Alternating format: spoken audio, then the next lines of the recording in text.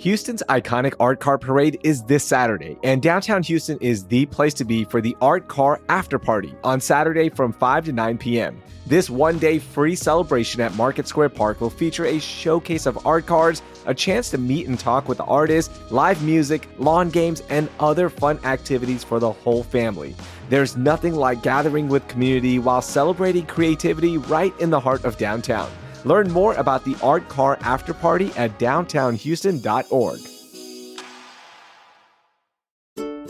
Hey parents, are you looking for a diverse private school with top academic results in a state-of-the-art campus serving children from pre-K 3 to 12th grade? Then you need to check out the British International School of Houston. Their teachers are global talents who inspire confidence, resilience, and creativity within their students while helping them chart a path to the world's best universities. Search BIS Houston today to learn more about the British International School of Houston. And while you're on the website, you can also schedule a personal tour with their admissions team.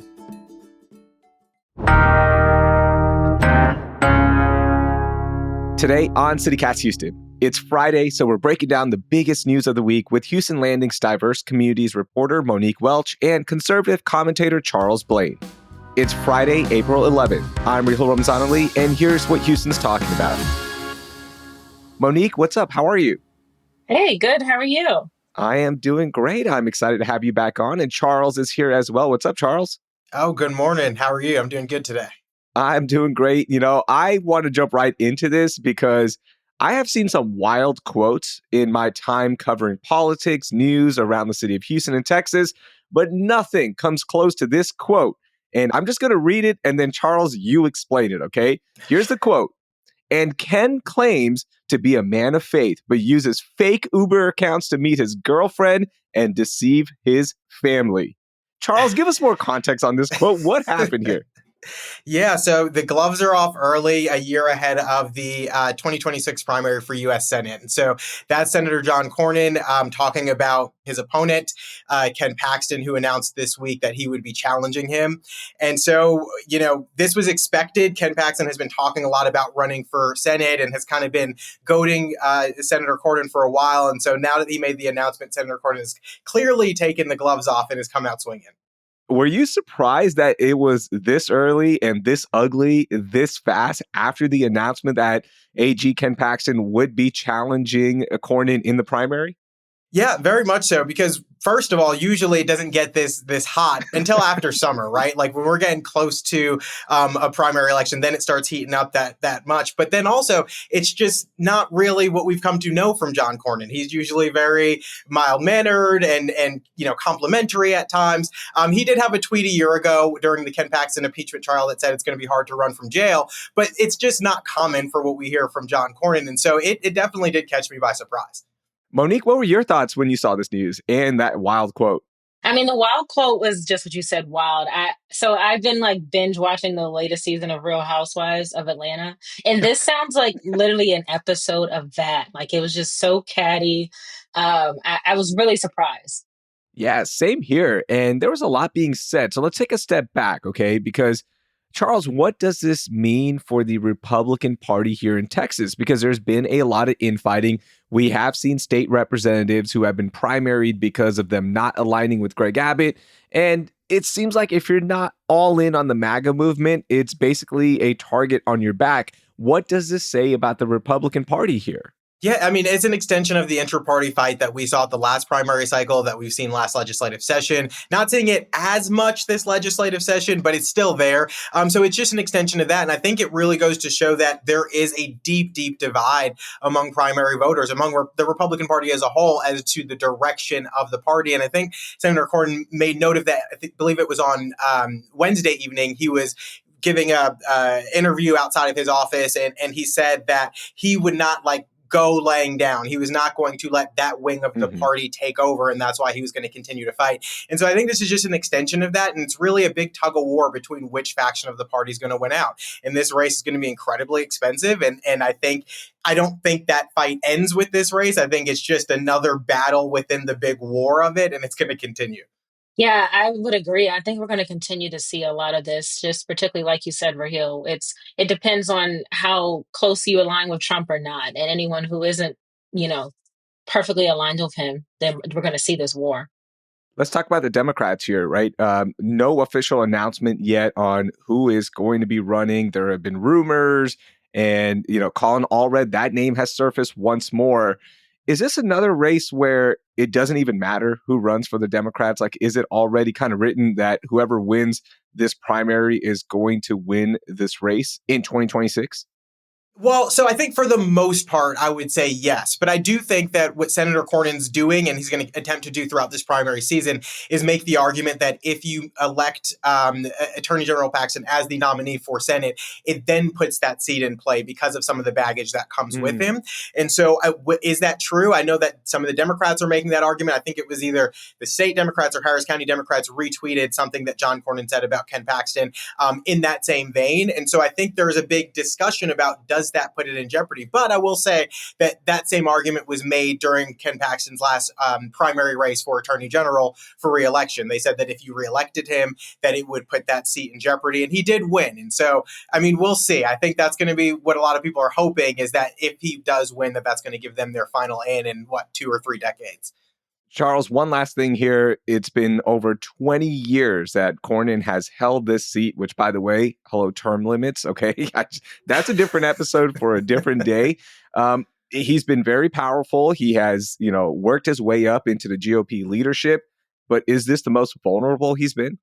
I would say so. Just given where the party is today, given how high profile of a candidate and how much of a darling of the right wing of the Conservative Party is that Ken Paxton is, and given who knows what Trump is going to do in this race, I do think this is probably his most vulnerable time, and it's going to be probably his most challenging and most expensive campaign.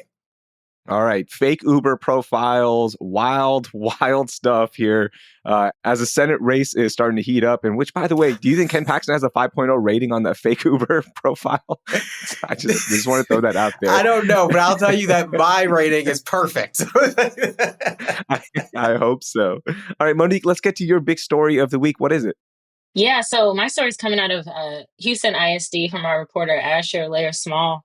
Earlier this week on Tuesday, they released their plans for this, quote, pay for performance system for its teachers, which would go into effect beginning the 2026 to 2027 school year. And, typically teacher salaries have been based on years of experience. But under this plan, teacher salaries could range anywhere from about $64,000 to $101,000 per year, all based on scores given by the school administrators during, classroom observations, things like that, and student standardized test games. So this is kind of another example of controversial Mike Miles kind of going left when everyone's telling him to go right. Yeah. He's arguing for months that this will kind of help incentivize good instruction and make it easier for schools to retain their strongest teachers.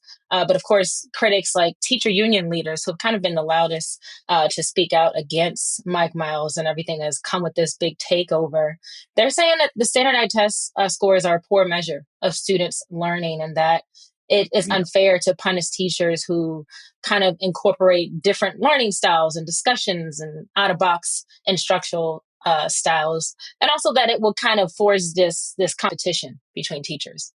Yeah, and I have so many thoughts on this. I'm just going to start throwing some out, and Charles, of course, jump in at any point. There's also a force curve, and that's going to impact your evaluation. This program's not going to go into effect until 2026, 2027. And here's the other kicker in this. District leaders are saying that for the first 4 years of this program, if a teacher drops an evaluation, they will not see a drop in salary. So you almost have that base salary. So why even announce this right now? And why not reframe this program that, hey, if you're a good teacher, guess what? You're probably going to get a nice bonus, right?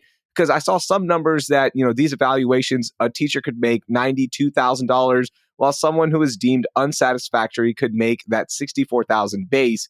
Like, I think you could frame this differently. And I think it's not even going to matter in 4 years because will Mike Miles still be here? Will a different superintendent be here and put something else in place?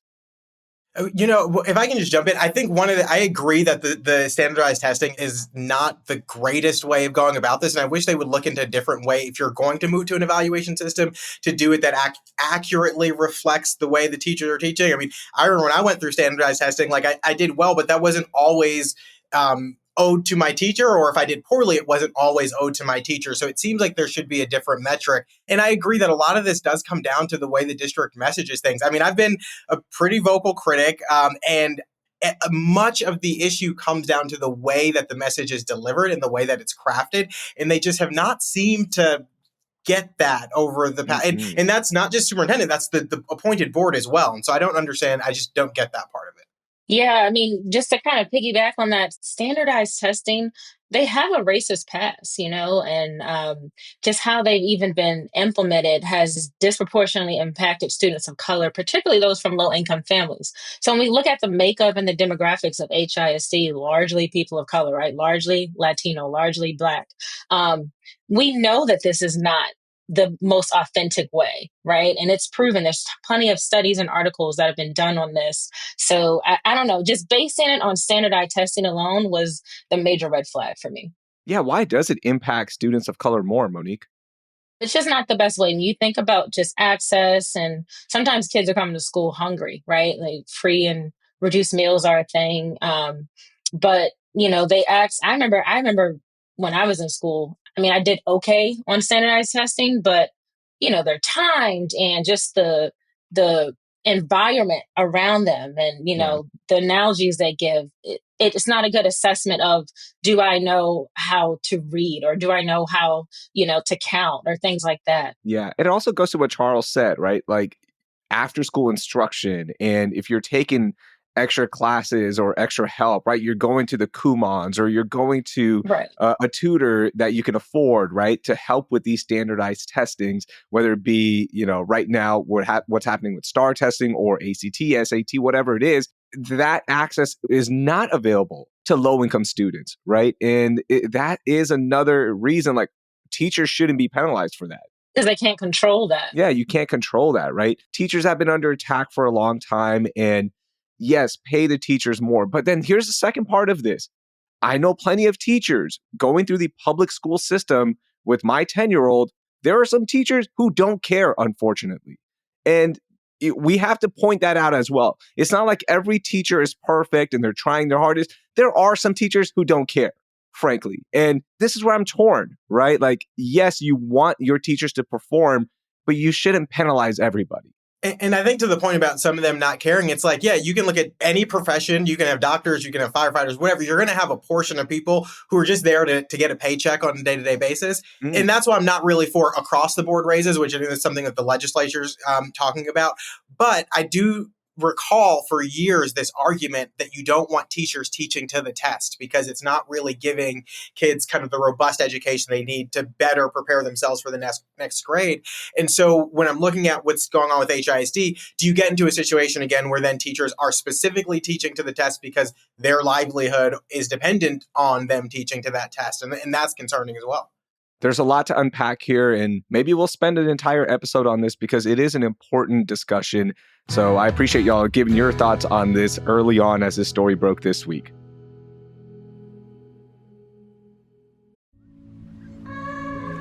The Texas coast is special to me, and it's always calling me. My family has made countless memories there, and just off the Texas coast sits a unique beach town marked with salty vibes and sun-soaked memories. Port Aransas.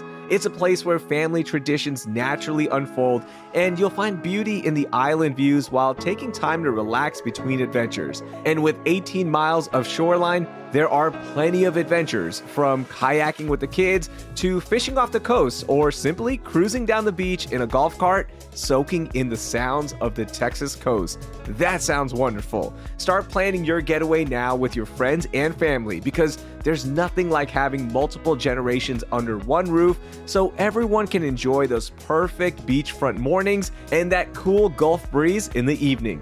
So many Texans have anchored their traditions to the island life in Port Aransas, and with one visit, you'll see why. Start your new favorite family tradition in Port Aransas, Texas. Plan your visit to Houston's beach at visitportaransas.com.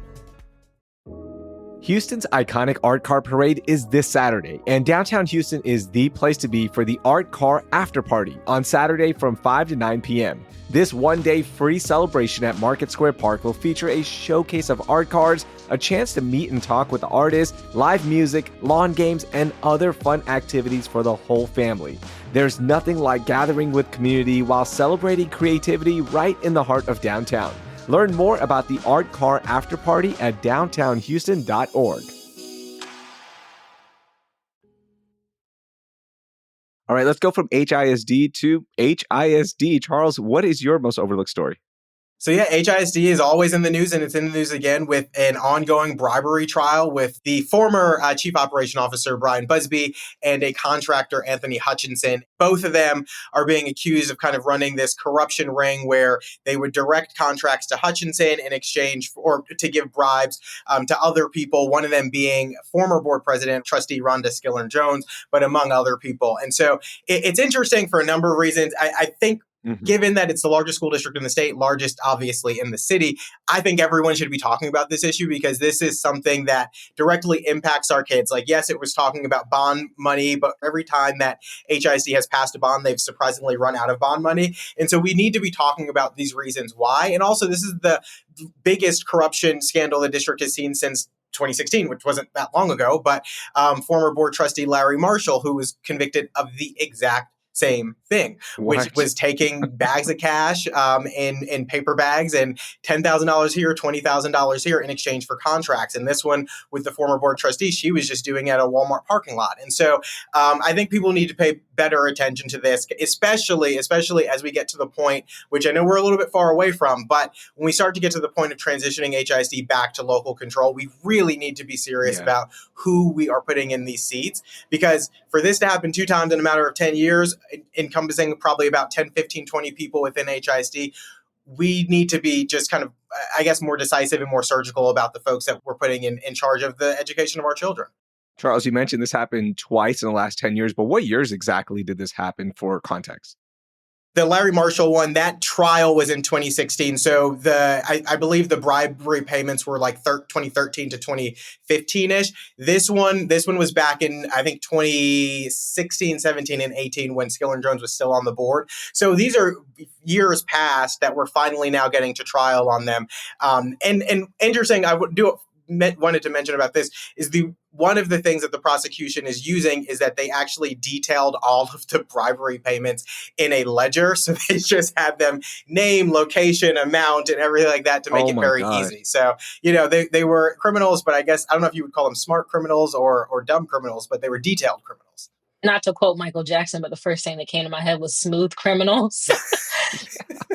I mean, there's just so much from this trial, Charles, that, I've been reading up on it. There have been some wild moments. You laid out some of those. There's also a pro poker player now involved in this. And, he was put on the stand and we had some allegations made about what Hutchinson was doing with that money. Like, he was just going all in on poker hands at local poker clubs.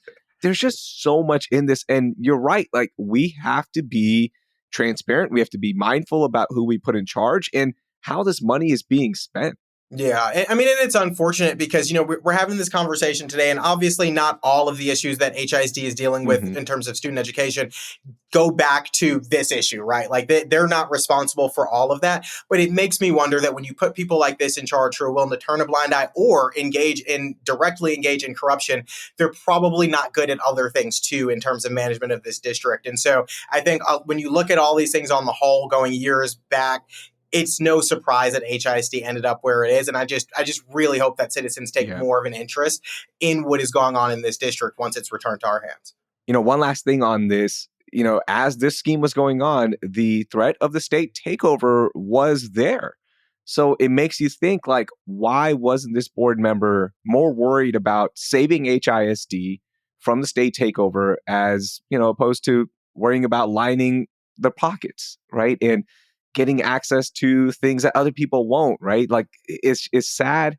It makes me, reflect a little bit more. Like, could this have been stopped if your energy was focused on that as opposed to lining your own pockets? And by the way, we are going to be covering the outcome of that trial on a future episode. So make sure you subscribe to CityCast Houston, and you'll see that in your feed when we get that episode out. All right, Monique, let's get to your most overlooked story of the week, because you have a heartwarming story following up on the cutbacks last September at Texas Children's Hospital that impacted a lot of medical staff and midwives. What's the latest? Yeah, so actually, this is one that I published earlier this week about the certified nurse midwives that formerly were at Texas Children's. Now they have a new home at the Women's Hospital of Texas.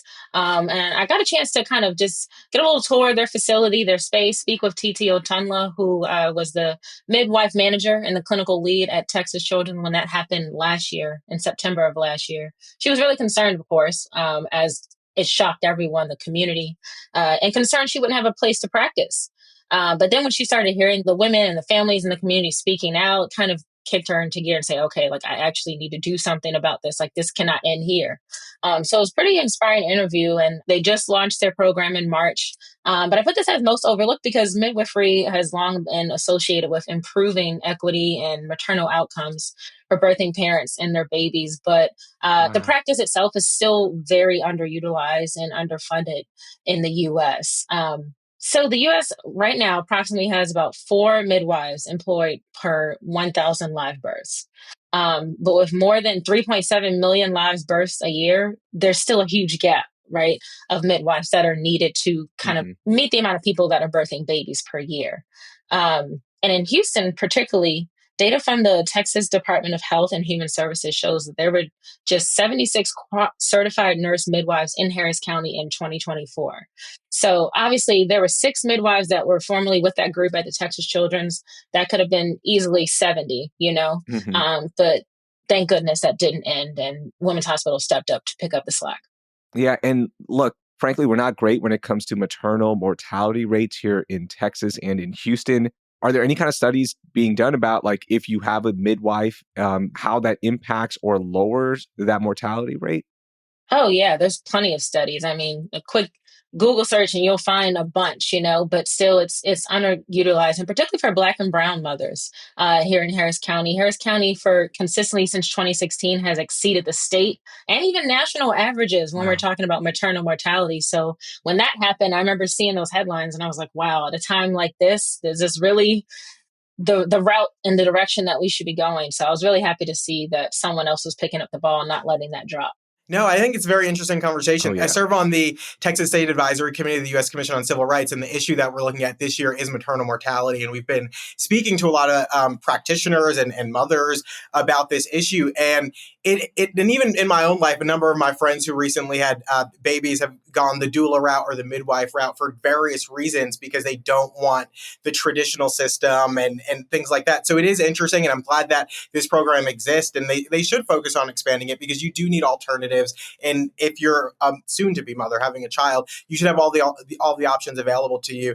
I think it goes back to that patient advocacy and being your own advocate. Well, having someone like that and with you by your side is certainly helpful as well. And Monique, one last thing on this one, the midwife, of course, during the actual labor process, so important, but also post-labor, that's when it starts. The challenges really start there. It is such a hard journey that, people just think you go home and you have this baby and this baby's perfect and you're not dealing with issues as a new mom.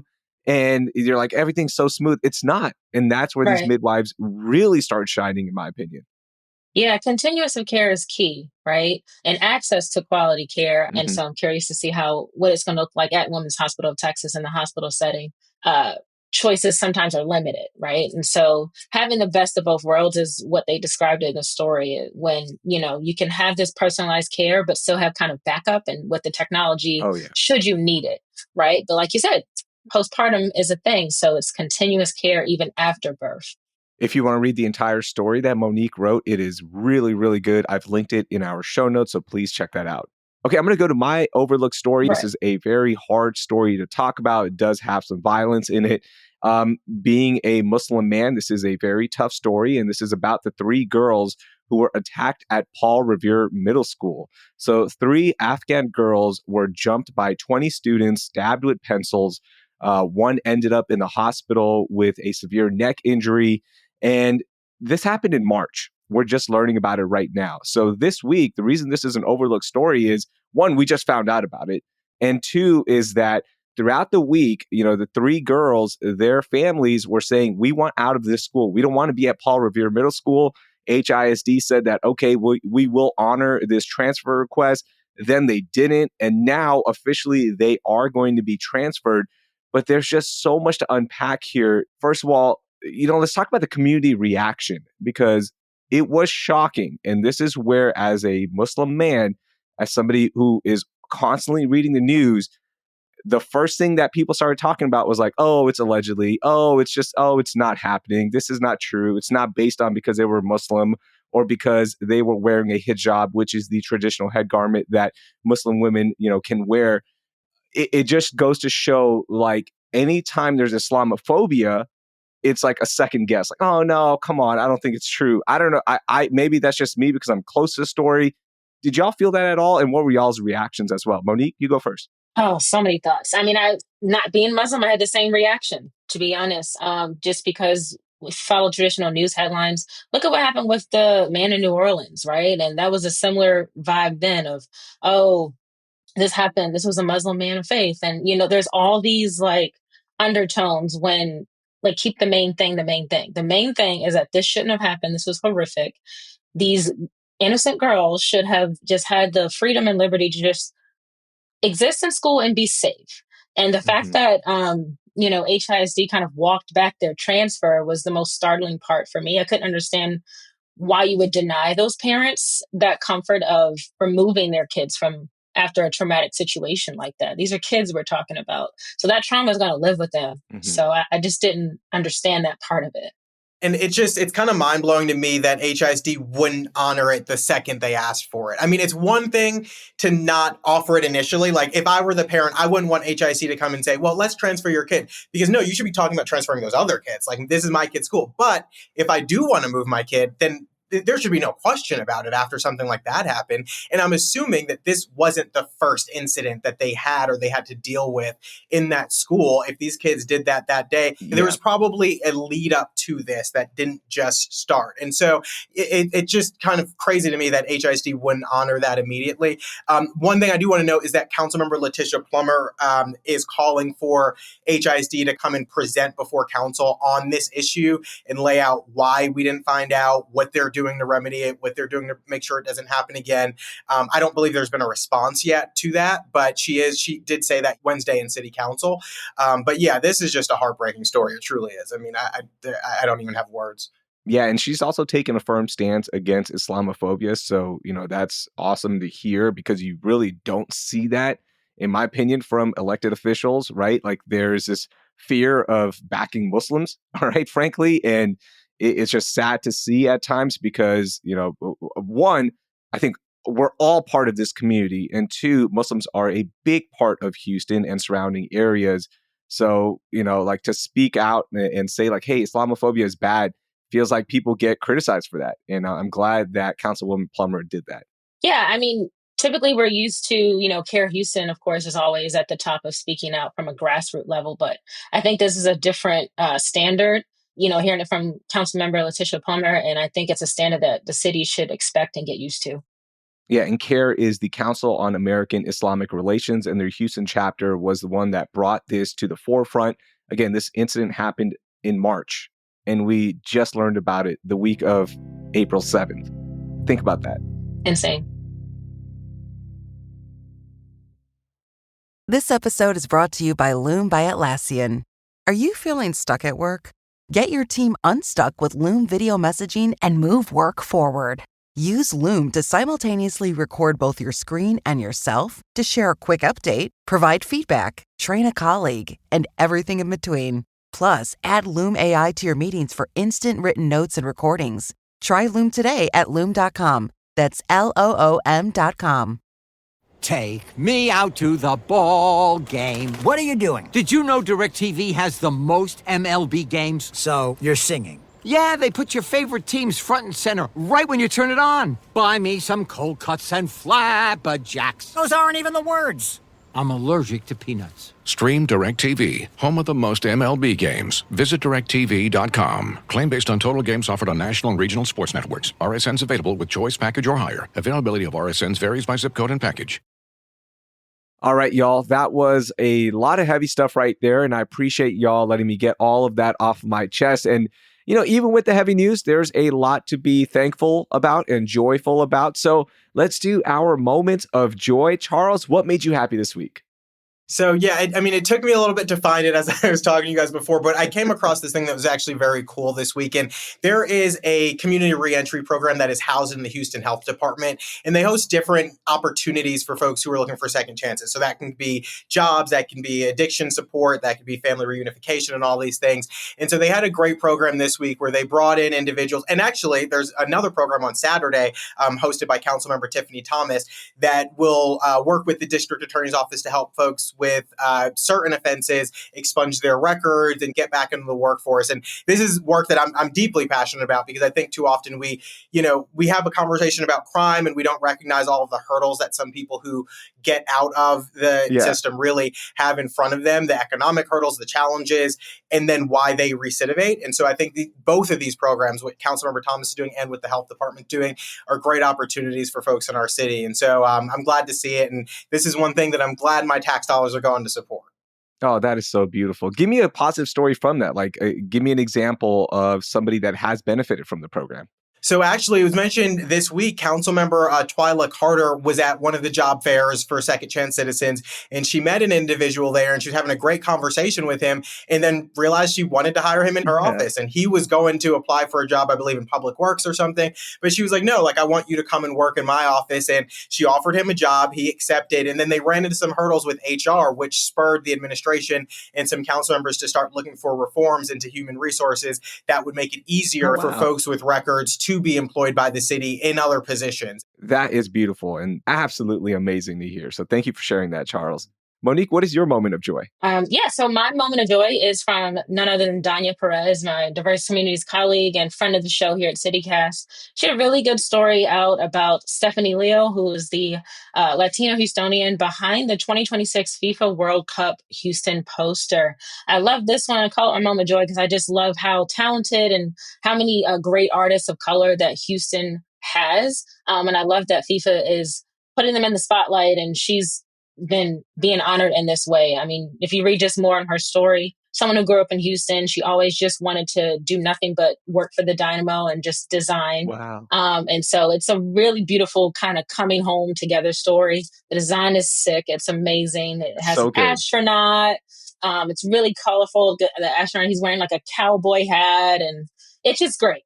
It's great. Yeah, the skyline's in there. I just love everything about that. I love that. And yeah, the World Cup is going to be here before we know it. And it's awesome to see Houstonians getting that global spotlight, because this will be used all over the world.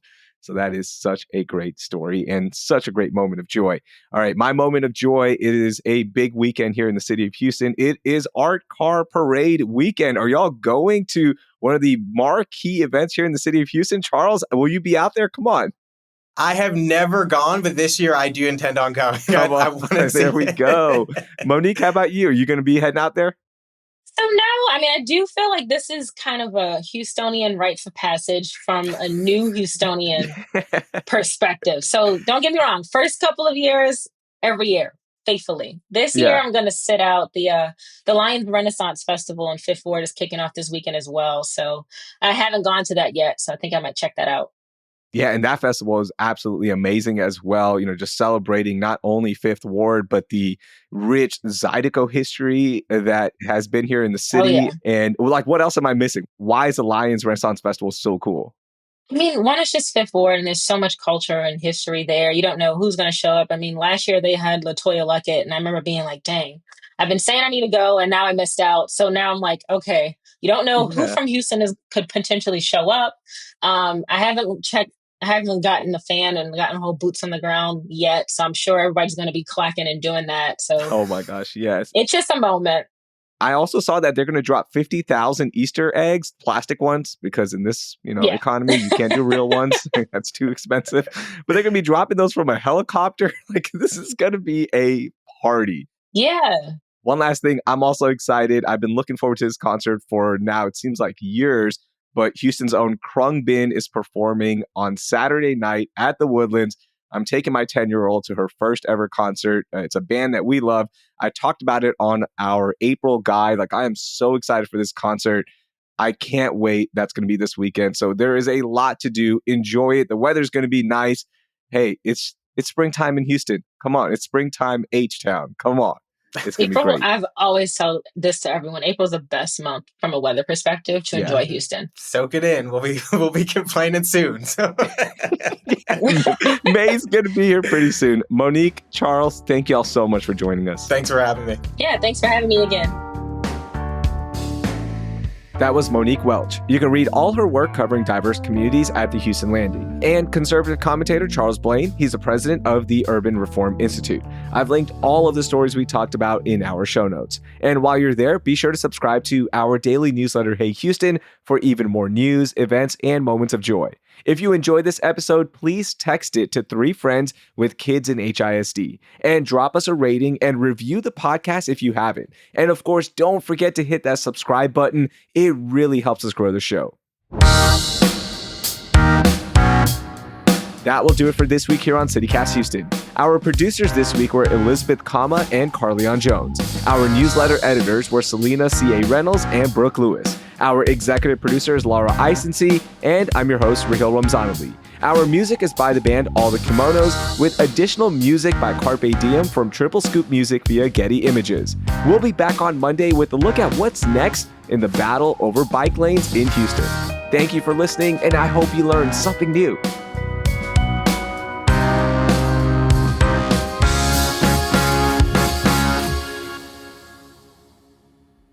To me, hate is hate. It doesn't really matter.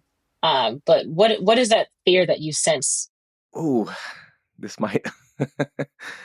I don't know how I'm going to answer this one. Hold on.